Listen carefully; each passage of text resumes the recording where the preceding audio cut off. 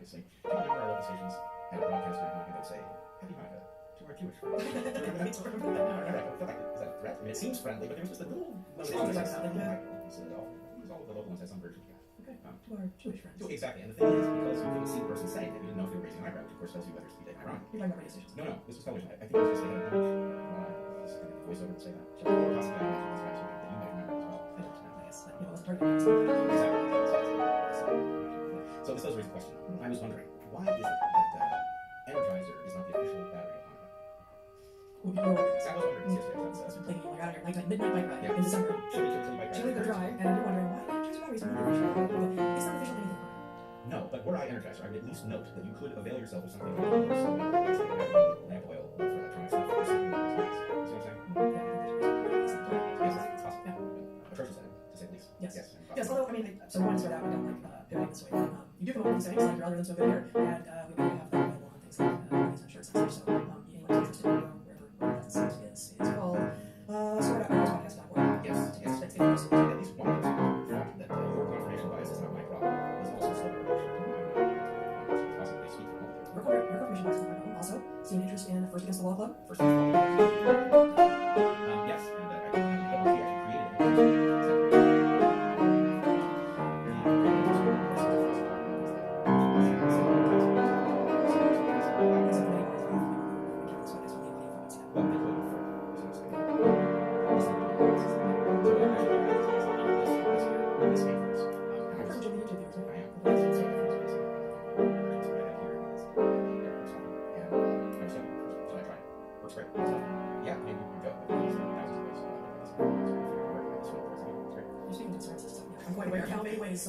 Usually, they can get a lot of their still before they're dry. Yeah, you went up to the cone that both the clay body and the blades are derived for. Totally. Device more created for. I did also, I invented a new drink using this. Okay. What do you do? It looks very dry.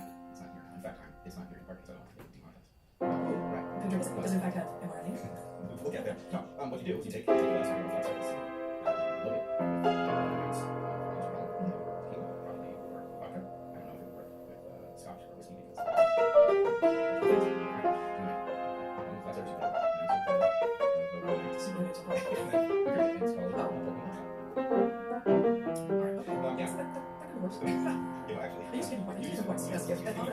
that's the thing, it's wonderful when one's wife will actually award points for it.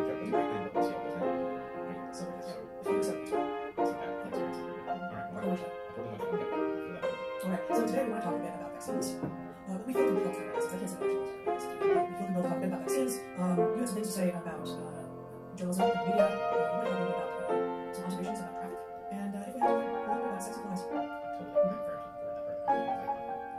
Sex supplies. Oh, you're not talking about sex supplies. No. I can't figure out what that would be reference to. So I'm going to suspend Alright, so yes, I will just say that this may be a me thing, but I feel that I am being driven slowly crazy by the conversation surrounding vaccines generally, coronavirus specifically, the ongoing pandemic, and where we are, might be, all those things. And as those who have been around the last couple of years know, I also feel a certain amount of jeopardy around discussing these things. Absolutely impressive authoritarian natives and going to the tech platforms where they somehow, if they are in a position to know what is true, who may face what kind of steps is going on. One cannot look up these things, there's a phone number you can call and ask, is it permissible to discuss this? And I believe they should say it isn't, at least up to now.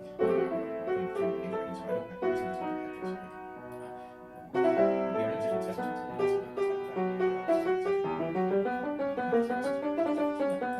Just as one of these guys that was here, that they sort of want this whole day of cutting and how to do this and here exactly is the information news called Reality Check from summer called Vaccine Rumors About Reality Checks and we talk about things like this in contexts where some batshit conspiracy hypothesis is mixed in with things that are not mainstream but they should be plus minus. Right? So we have here, for instance, in this list, the vaccines which inject DNA. Injecting RNA versus cells. That's true. As far as we know, an mRNA vaccine has no access to DNA. As far as we know. Yes. Bill Gates and Microchip lips. This seems so much connection lips. There's no reason they don't want to vaccine that's ever to the next people to at all. And then just the last one is like recovery rate rates. Well, we actually don't know how to assess recovery rates unless all we're looking at is death rates. And this is something we talked about a lot in the first, whatever, 60, 70, 80 episodes of this last year. Yes, and as we, many things that we've said, I think constitute a better model than the one publicly being discussed. In some cases, a model that's caught up, in some cases it hasn't. But the right way to think of it is how much life does the being sick with the coronavirus around the world, right? And the answer is very likely to be a substantial number of years, which means even if you appear to have recovered, we know about the tissue damage that comes with this thing. Suggests that you didn't die is not evidence that you got away with it. It's evidence that you had a buffer. So anyway, people should be very much aware of that. All right. And we have, hear it. But when the UK approved the first one as a major religious what the editor-in-chief said was, quote, the benefits of our means. And this is what you would say if you were heading an agency and you just decided to go forward with this. But there's no way that we know this is because we cannot know what was I would never utter a statement like that. You might say, if you want to say that statement in a way that was perfectly defensible, you might say, the benefits outweigh any right? By putting it in context, we're saying something insane. Yeah, and actually, I thought we might wrap up with this, but maybe before you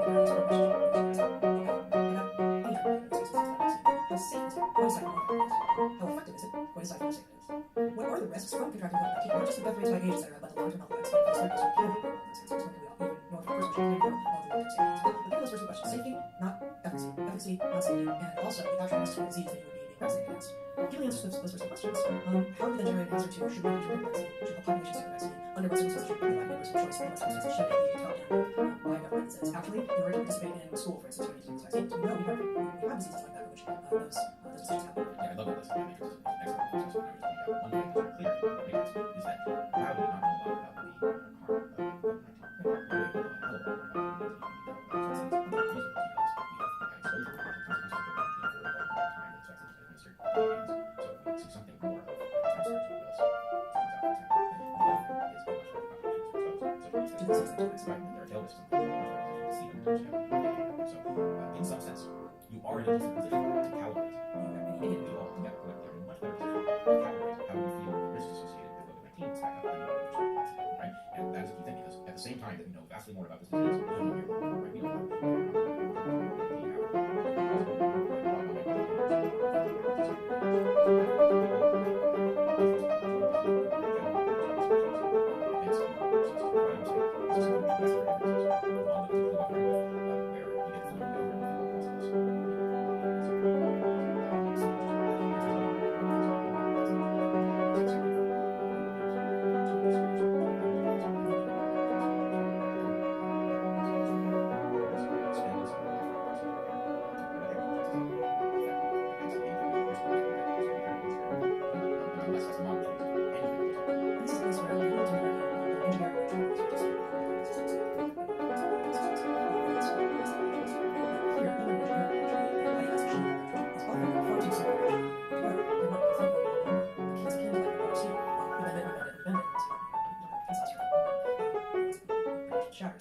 but it's not going to continue to retain all of its strength. This sense of impact we have is strength, barrier strength in one direction and not in the direction.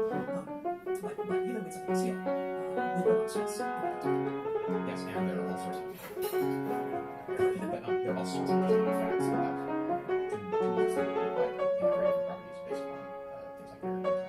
One has an impact on the fact that there's no big rights associated with as applications. There are also things like tempering steam and heat that causes realignment of molecules. You can see microscopic structure of all this increased strength, creative heat. The analog there bounds and remix the way you make bounds and remix the fragments you use them. And we don't understand all of the mechanisms why that makes them stronger. Some of them are like the reference to the practice of bounds. There are going to be many other mechanisms that just but what we do know for sure is using it and it will become more, not just robust, but more stronger in the face of stress. It's literally anti-fragile. Apologies to my telepathy.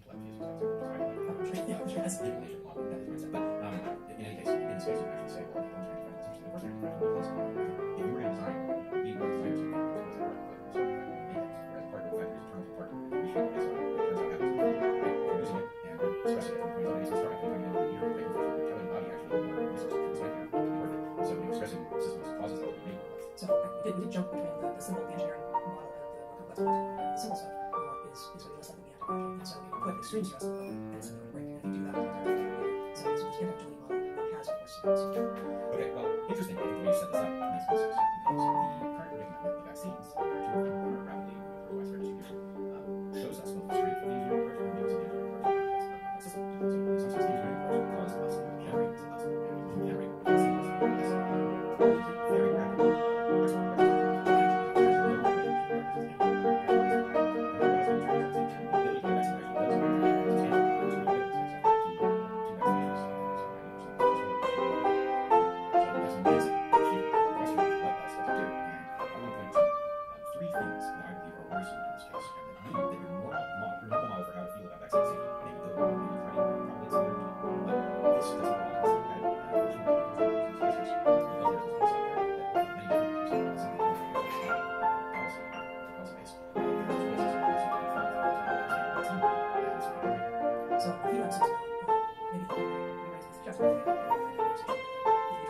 who asked me what I would do with my at that point was just beginning to emerge, and I did not really think of vaccines. And what I said to her, I said to her was, it might not be effective for and I think that I think we can't know if that's true. That it's possible that safety is greater with other vaccines because the fact is technology is the first time it's been proven for and that's one of the benefits of the mRNA vaccine is that it doesn't polymerize itself to DNA. Instead of being knocked into extreme rapidly, so it's fast like you're seeing to mRNA vaccines, it's precisely because it is one of the key features of the mRNA vaccine. And the fact is there are a couple of things about what this is doing that are so novel. They aren't inherently dangerous, but they are inherently novel. And we inherently don't know what happens to them. So I want to let this all out here, okay? These vaccines, if you freaking toss us off YouTube for speaking literal, careful truth and explaining it, then we'll go right down on this because we have to stop playing this. Okay? These vaccines are dangerous. That does not mean they are harmful. Okay? The distinction is this. We do not know what the consequence of these vaccines will be on body in the long term. It may be that the consequence is not serious harm, but serious harm is very fragile, much lower than the harm we know comes from this virus. But the way to think about this is Russian roulette. Is Russian roulette dangerous? It's just fucking dangerous, right? But it only harms something like 18% of the people that are in, right? So the thing is, it has no harm to most people who experience it, right? And the point is, the risk that comes from pulling the trigger to Russian roulette is not the same thing as the harm that the virus is using. And so, The distinction is important when we do well, I agree, but my point is simply about when we say that something is safe, what does that mean? When we say that something is safe, what it means is that we know it doesn't do harm. It doesn't mean that we have not yet done harm, right? So all I'm saying is that the nature of the complex system that we are interfering with is such that there are many possible consequences that we are not in a position to prove out yet. And because of that, I believe we have not been able to talk to people about what the consideration is, as you point out. The harm of COVID-19 is very, very serious, even if the percentage of people who die from it while they are sick is low, right? So it is not as if the fact that there are big risks that come along with this vaccine is indicative of something. In fact, I think it's a little hard to say, but just eyeballing the technique that they have used here, in many ways, it is fairly low likelihood of interfering with the immune system in a disastrous way because, as you point out, there's no virus involved. They're basically a pseudovirus that created out of lipid coat, and they've got a segment of RNA, and there's literally no infectious agent in the vaccine, unlike traditional vaccines, which can themselves be infectious or effective. mRNA vaccine is not itself infectious agent. Right, so essentially what's good about this vaccine is that you are taking the so we will describe a little bit how it works. So you've got mRNA, and M is a lowercase m, and that means messenger, different kinds of RNA. mRNA is the standard molecule that takes information from the DNA in your nucleus of your cells, transports it into the cytoplasm of your cells, or in the cytoplasm there are all these RNA machines called ribosomes that take mRNA specifically, and they translate it into proteins, which you all kinds of things. So in this case, just as coronavirus, you're taking your messenger RNA and injecting it directly into, or injecting it indirectly into the cytoplasm of your cells. Well, it's a big aspect here. You tell us very strong. So you got basically a little fatty layer protects the mRNA, and this little fatty layer goes into the cell, and that mRNA finds itself inside the cell, and the ribosomes discover this mRNA, exactly what they would do with an mRNA that was transcribed from nuclear DNA, which is they translate into protein. So those proteins are the spike protein of the coronavirus. In the absence of the other components of it, the spike proteins are then found on the surface of the cell that has produced it, which makes them visible to the immune system. So that visibility to the immune system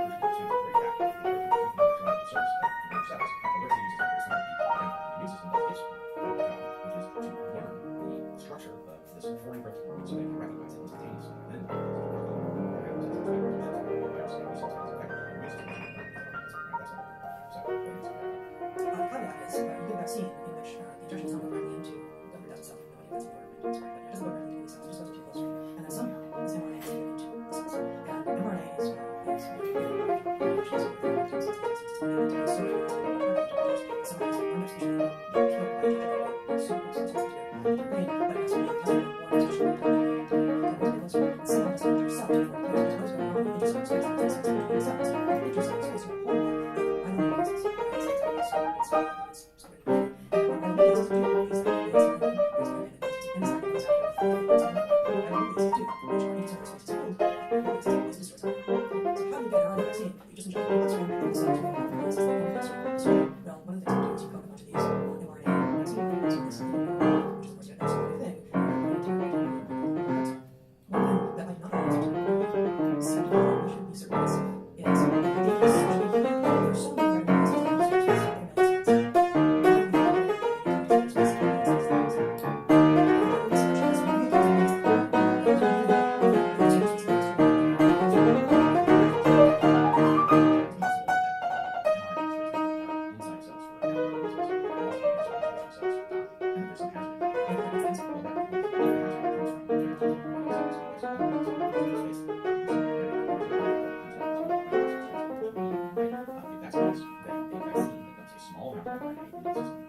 so cells may not have an implication. So, and in fact, I believe, if I read this correctly, these vaccines actually have a combination of mRNA and the idea being that one of the other investigators will work with some cells and get into another thing and end up getting production of protein and immune response. But there is going to be something more from vaccine and just actually stuff that at least to but again, I just don't know. I cannot be personally well, except that this is so new. This is so new. In fact, here's I just put up my screen just a second. This is a 2016 paper from a journal called Therapeutic Medicine. It's a European paper in the medical research journal, mRNA vaccine deliveries and lipid nanoparticles, in which it describes what are the lipid nanoparticles doing. It asks some abstract here. Indeed, the nanoparticles can synthesize one of these single matter, protect the mRNA against inflammation. This will be able to see it, can be targeted desired cell type or certain duration of lipids as needed, including lipid antigens. So lipids and then adjuvant things like this. It's something that increases the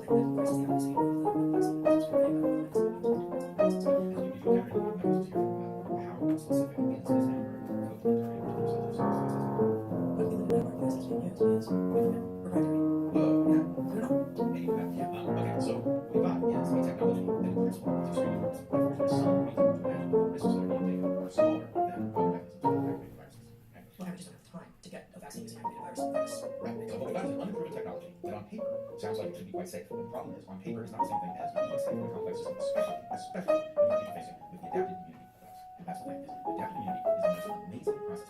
So I took immunobiology as an undergraduate medicine, and it's something I took a piece of for me to take it because it sounded really important. Right? I don't have to figure out, so I took it, and it was among the most stunning courses I ever encountered. The description of what it uses is profoundly altered my understanding of cleavers and changed my understanding of evolution. It's still evidence to use that, but the point of this system is the most marvelous, the eye is marvelous, check out the system, right? It's even marvelous, and what it accomplishes is spectacular. The delicate portions which it has to be balanced in order to do what it does well without overtreating and killing you is, that is not small feat. So anytime you're interfacing with that system, you're running a whole host of risks. It don't necessarily come from the small intervention it made, it comes from what the immune system, which has never seen that intervention before, do with it, right? In some sense, the key to the immune system is that it understands anything that isn't you as a hostile agent. And the thing is, that tends to result in immune systems, seasonal allergies, or any other subset of our B-cell immunity, that's the antibody-based immunity, that reacts to things like pollen as if it were pathogens. They're not. And so that immune system has a histamine reaction that occurs because your body's missing some cells that are attacked by pathogens, right? That's enough. But, right, so attacked by pollen, but likewise you can die of bee sick, right? These things are pathogens, and your immune reaction to it can kill you, right? Anaphylactic shock, it's not can kill you. So the system, when we introduce something, Yes, actually, just maybe you said that. The distinction between pathogen and toxins, right? Our bodies first respond to toxins by taking apart some toxins. If you simply take a toxin will not tend to be self-replicating like pathogen will. So the pathogen is your body is just taking apart. This is absolutely every single situation. You will not be adapted to that, and pathogen is future encounters with that pathogen. And so the body responds to pathogens, toxic octave generally is the body cells will respond to toxins like whatever the molecule is. Soundbite, you heard the mRNA vaccine has the potential to actually be safer with regard to autoimmune response than immunization vaccine. Autoimmune response is one thing, but let's just say, and we can say this here, it could be that we ultimately discover that mRNA vaccines can keep vaccines of other kinds. This is very common. It doesn't mean that mRNA vaccines are there, right? It could be that we discover something here, then let's just go to the next generation. These things might be vaccines. We are at the very least very low in terms of this is so great. So let's just list the three things. I think this immune system vaccine, one that defines that the other systems, and then I don't think the vaccine is especially miss what we call it. So the first thing that makes this unacceptable is the novelty of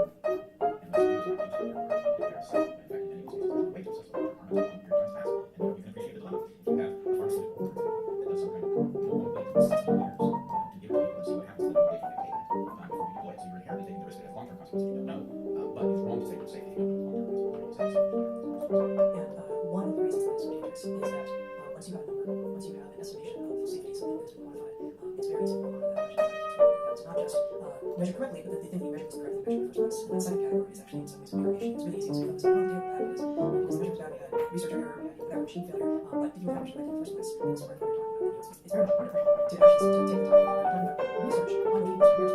And you cannot know the error based on a utilization of practice. So for people who are interested in pursuing this question of why applying metrics and pseudo-numeric, in-numeric things like peer review is such a problem, and it's so wacky, short, but arbitrary facts by so it's just a shout out for that. It's just a Excellent. So yes, there are sets of short-term risks, and again, once we have established numbers, maybe our short reasons, we tend to assume that it's very complex.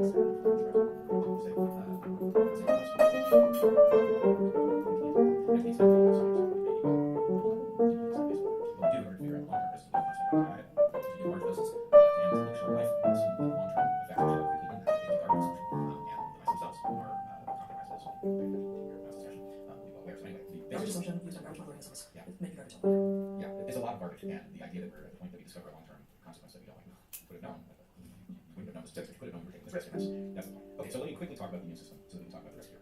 The key thing to understand is the immune system is built around an ability to recognize almost any large organic molecule and to recognize effectively to recognize all large organic molecules that you yourself do not make. So early in development, there's a period of time in which, so you have a diversity of cells, B and T cells and their progenitors, that recognize molecules. That fraction that is triggered by molecules you yourself are making are eliminated from the population. So what's left over is that fraction of this large population of cells, hundreds of millions of cells, that do different things and recognize different molecules, right? The fraction that doesn't react to you is left over, right? And it just hangs out, kind of dormant, circulates.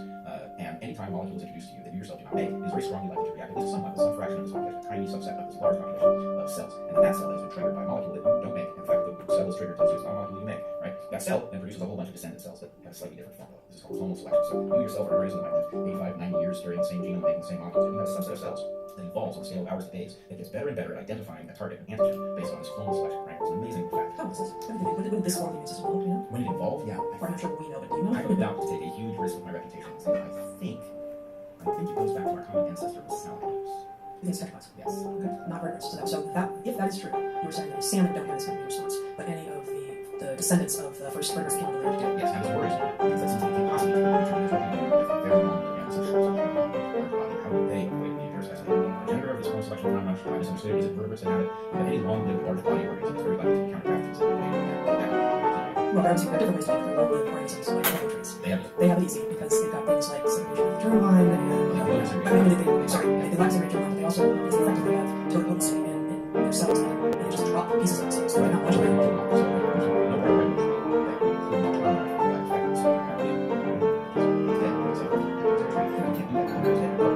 move for it. There are a few organisms, a few separators that can lose a limb and grow one back. I don't think it's actually responsible for infection. It's damage. I don't think we've ever seen it as a response to infection. It's just damage. The only time I've seen it was in response to having put two species of salamanders in the same aquarium. It didn't belong to them. Yeah, I'm sorry. I was Yeah, I put North and South. You're a kid at this point? No, so I took Northwest salamander. Because these are invisible. And to read granules of the first unit. Okay, so pretty distantly related from two different families of salamanders. Totally. Have the same pond, so it's your pond. And the three go after this one. the went after limbs off of. I can't remember. There's multiple limbs. I may have separated them at some point. But in any case, yes, the Northwest salamander lost its limbs. And then we saw that. No, we were worried that kids was going to stories. And you guys really want to tell me.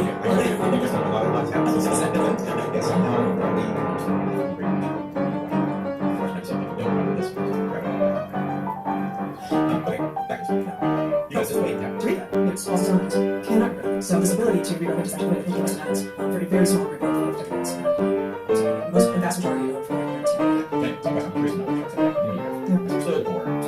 Anyway, go back to this. Anyway, that's adaptive immune system. It's predicated on the ability to self-harm yourself away because that's biology, so that response to itself. And that thing makes very molecule doesn't work, and then it now responds to it. So vaccines that work is done with something in the system that carries molecules in yourself, something that is rendered harmless or nearly harmless. The immune system sees it, regards it as a pathogen, learns the formula, and then you basically have the immune system is primed to react to that so that you don't detect sickness, right? Same reason you listen twice a lot of things. You want to say that vaccine is so sick with molecules that want to post in the post-operative so you get yourself okay, so the way this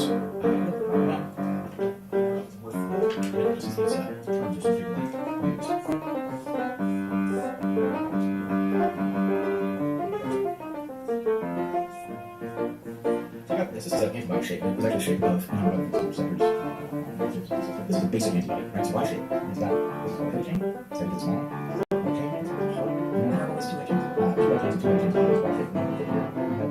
So all this stuff is basically standard here. That's kind of like variable is the road here. Variable is variable which is a highly variable and self-produces a specific antibody. That cells do produce more self-product. There's variation.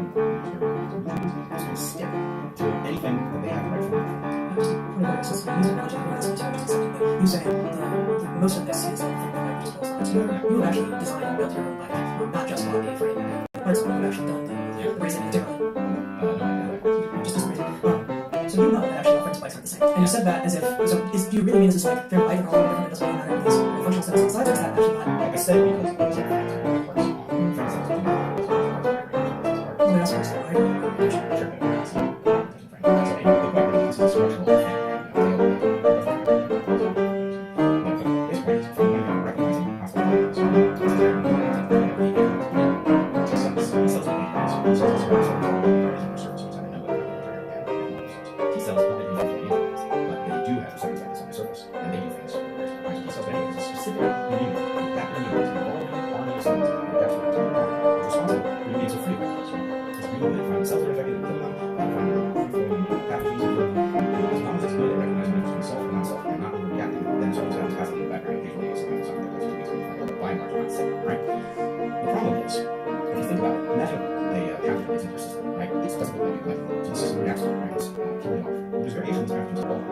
those that are most easily recognized by the immune system are metabolic, right? Those that are least recognized are reasonable. And so selection for those that are not easily recognized. Right? So it's like we're trying to adapt to this kind of thing, and it's adapting to escape the immune system. Right? Because the system reacts to anything that's not like you, but it doesn't react to what our selection so that's the game that we're things are forming like you, the vaccine doesn't disrupt the cell efficiency system in a massive way, but things are going wrong with this. So there's one of those. I just want to talk about this. The hazards of my show, they have 30 years of and I mean, already I've seen people that are aware of news reports suggesting that people with allergies should use caution and consider not taking these vaccines, which strikes me as exactly squarely under what you're talking about. So what we get from that is know that this is happening on a daily factor based on individual variation of the and you don't have to take the strengthen by seeing it to hear about it. And we don't know why, because typically a lot of vaccines can cause an reaction to persistent. We have to do something like the eggs that they were grown in have a lot of proteins, and for some reason your immune system sees one of these proteins as much more dangerous than it actually is the maximum immune response we can have their life. So we don't know why something as simple as this is triggering anaphylactic shock potentially, right? But the fact that in some people that's happening, it says, oh, this is having an unpredictable effect on some immune systems, right? But other immune effects might have some immune systems. We don't know yet because we've been around long enough for us to even just detect all those patterns. And then we have another indication of the kind of harm that showed up this week. And this one is interesting because you can see how the narrative is being shaped around it. Is that can you show the Bell's palsy, the PDF subject? Yeah. Okay, can you scroll down? Scroll down to where I had it. Keep going. There it is. Okay, that paragraph. Okay, so what this says, I won't put you through all of it. The safety data for approximately 38,000 participants who were more than 16 years old, randomized 1-to-1. That means 20,000, less than 20,000 got the actual vaccine, the others got placebo. The 2 months follow-up after the second dose suggests a favorable safety profile. When they go through what the reactions that they saw were, it's a very standard list for the most part. They saw some fatigue, some headaches, some muscle pain, some chills, some joint pain, fever. None of that is all that surprising. Severe adverse reactions occurred in 0 to 4.6%, which is a weird number. Why is that a range? Why is that a range? Okay. But then the highlighted section says, among non-serious, unsolicited adverse events, there was a numerical imbalance of 4 cases of Bell's palsy vaccine compared to no cases of placebo. Though the 4 cases of vaccine do not represent above that expected in the general population. So this news got out. People didn't know what to make. But the fact is, we can actually interpret what they've said here pretty clearly. So can you show the diagram of Bell's palsy? I'm essentially the cartoon.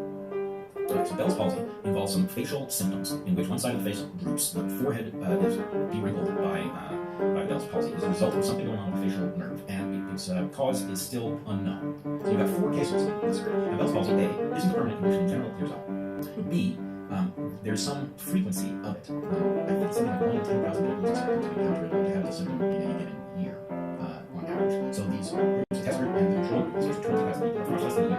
And so what they've said is actually this Bell's palsy might just be the background Bell's palsy that you expect, but conspicuously, the 4 cases that they got showed up in the treatment group, not the control group. Now, the point is, this is all so small. That's exactly it. This could easily be a case where there's a surprising amount of Bell's palsy in a short period of time. It just accidentally shows up in your treatment group, and it has nothing to do with that. Could easily be a case where it's small. have On the other hand, the patterns conspicuous, right? They've got short. But this is what's smart. Exactly. I've never, that's the first time I've seen it. I don't know exactly what document we're looking at, but those would be easy statistics to do. Even if I know what statistics to do, and if I had a background rate population and their data. Well, but we know what it is. If we assume they did the math right, we know what they We know what they said, but they didn't show any statistics, which means they made a conclusion based on, yeah, that's fine. No, As opposed, no, I think that's right. I think they okay. did the stats. What they came up with is that this is a pattern that is not statistically significant, right? So we show I would hope, if I were reviewing that paper, if I were reporting that paper, I would have said, this makes it sufficient. Show me the test you used. So that's not part of the paper. It was an internal document evaluation. They have to get it. They have to get all the work and say, what do you see? What do you think started means? And say, there's nothing wrong with them. And there's nothing wrong with them saying this is not a statistically significant trend. But can you show the Snopes debunk for me? Is Snopes debunking FDA here? No, Snopes is debunking. Can you put that on the Snopes is debunking the widely circulated claims of Bell's palsy being caused by this vaccine. Can you scroll up? Let's scroll down. Okay. We will talk about this for another question now. What else is unclear? Anyway, it says more than 20,000 patients took Pfizer's trial vaccine for COVID-19 for developed Bell's palsy. So it's true that more than 20,000 patients, I don't know if they get more than 20,000, but anyway, 420,000 patients developed it, but we don't know if it's that was right. Yeah. If assuming that this is based on FDA, we should have seen exactly what everyone watching is seeing. In this case, it's right. And I'm not sure what is changed about this live link. Yeah. Can you show the other URL? Sees no causal relationship, right? So, CDC will monitor for Bell's palsy among Pfizer vaccine recipients, but sees no causal relationship. Now, this is something that has to be understood as a scientist would evaluate. What we got is a clear trend of 4 to 0 between treatment group and well, it is statistically not significant because sample There's size clearly a is small. disparity in the incidence of response between the vaccine and the placebo group. Trying to suggest something that we just don't have information to say. Yeah, I agree. I would say it's discrepancy. There's disparity between the two. And it's significant enough informal study to monitor. It's not significant enough for causal relationship because sample size is small. Sample size is larger. That is to say, more people at one time, then we would either this pattern, to the extent there's a pattern, disappear because it's actually a result of sampling. Of course, it's causal, but this is the reason that you need large data sets, and we don't have it. Part of that is because we just don't have a lot of times. It's reflective of rapidly racing to deploy this vaccine, which means that this is all happening. I mean, for reasons for excellent, right? I mean, not only are there long-term health effects from getting COVID-19 among those who survive, not only many of those who survive, but globally the economy is kicking. Small businesses are just, this is unimaginable, and how the huge acceptance of not just the U.S. but the world's economies recover from this is frankly impossible to imagine, and every week this goes on, it becomes harder and harder to ourselves as a whole. Yes, this is a disaster in many different levels, and what I want to see us do is have a proper adult conversation about the fact that we have much greater than normal risk for a vaccine because we have much less information on the consequences of this vaccine, and we have a bigger crisis of global society right to multiply energy with the distributing the arbitrary costs of the pandemic fairly, whatever it has to do, and we have a virus of other kinds of involved and people circulating in an uncontrolled way. So there's lots of reasons that you might take, and in fact should be willing to take more than the average level of risk, but pretending that doesn't exist here is, in my opinion, unconscionable, right? And so the last thing I want to say is we are constantly caught in this line. You and I have talked about it on the podcast several times before, between the public health level analysis and the individual health level analysis. And the line, in order to make the public health level analysis turn into the individual level analysis, is a problem. Yeah. So to make this clear for people who don't know what we're talking about, imagine for a second that you had this take COVID. Let's imagine that you had a deadly disease and a vaccine that created high levels of immunity with substantial. Let's say it's 21, let's say 10,000 people actually. You have to deploy this because the harm of the disease outweighed that 10,000 well, not obviously. So we're doing serious things. In that case, imagine the analysis of the last person on earth to take the vaccine. Imagine the vaccine, person of doses, you get it. The last person on earth to take that vaccine has no risk of vaccine. That means everybody else has vaccine. Those circulating diseases low, and there's no risk of the person. You can then back that analysis off. The second last person has the same analysis. There's something No, it's not. Every person before that has a bit more reason. Yes, there's a conclusion of the second last person has the same, but the calculation is very similar. No, I would say that the conclusion is very something different than the calculation. The calculation itself is the same. The result of the calculation is different than the calculation. If you are the last person not vaccinated, there's no risk of you taking it. If you are now 2 people and you are not vaccinated and you X, there is some risk of taking it, but it's less people. So how many of you go back before you start to get into territory that looks like individuals might well be wanting to make different decisions than the governments who are looking after their populations. So there is no calculation.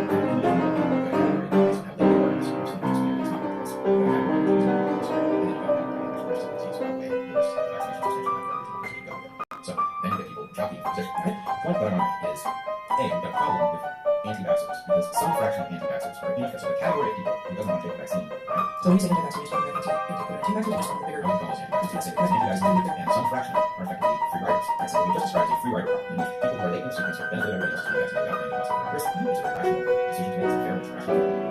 So part of what we get the anti-vaxxers versus the vaccine triumphalists is about the triumphalists are trying to subdivide these things are safe for everybody who talks about safety. It's crazy person who's paying attention to anybody. Right? That thing is really a cryptic free rider versus collective action question, so many things are, right? The collective action problem might have a massive system of shared voice about the exceptional lessons. Reason for it. So to be clear, you're saying this is actually what the two camps are, even though the cover story and indeed the conscious belief of many people in both camps does not match. Well, I don't want to say this is what that debate is, because there's a variety of ways to find yourself in these. Well, that's the point. Regardless of what the cover story is, regardless of who you want to talk about it, that is effectively a public health analysis versus a we have to stand up for writers. Right. So it's a free rider problem in disguise. And the other thing, the bitter part of this analysis is if you are going to wag your finger at safety skeptics of vaccines, right, then what you have to do is rate the system, the safety system, so that it's biased in the direction of caution. Right? In a safety system in which you've got for-profit companies that have partially or completely captured the safety mechanism, right? That is not a safe system. And so what in effect we've done is we've fooled the free riders, however they want to whatever arguments they deploy, because in fact they have a better point with respect to safety than they ought to. And that comes into forms one. Safety is really good, it could be better, and we've not made better, right? Because of financial considerations, which means that these are government neutralizing the versus actual problems that are making in space. So things are as safe as possible. And then we effectively dictate you have to take risk for collective well-being, we minimize risk, right? That's the responsible thing. The other reason they have no competition is that they're not honest about the cost and benefits, because we basically treat people like children, and we basically pretend that these things are safe, and anybody who believes otherwise needs to be effectively claiming that they're miserable. We fuel that movement, right? So yes. Anyway, I think that's pretty much where we need to go, right? We've got a complex system, we're intervening with it in ways that could create autoimmunity. We don't know that it does. We know that this has one effect and two effects that we didn't expect. Possibly as palsy, it seems like anaphylactic reactions that we didn't see coming. And hopefully... And these are unknown drug effects from most of the no one cares right now. And so... And it's refreshing for people who want to use Right, exactly. So I guess the last thing to say is, were we going to be talking about this in a proper conversation, there would be at least the question of, is there some scheme that distributes our collective risk better than simply rushing every doctor, nurse, and other person who works on the front lines into this program? In other words,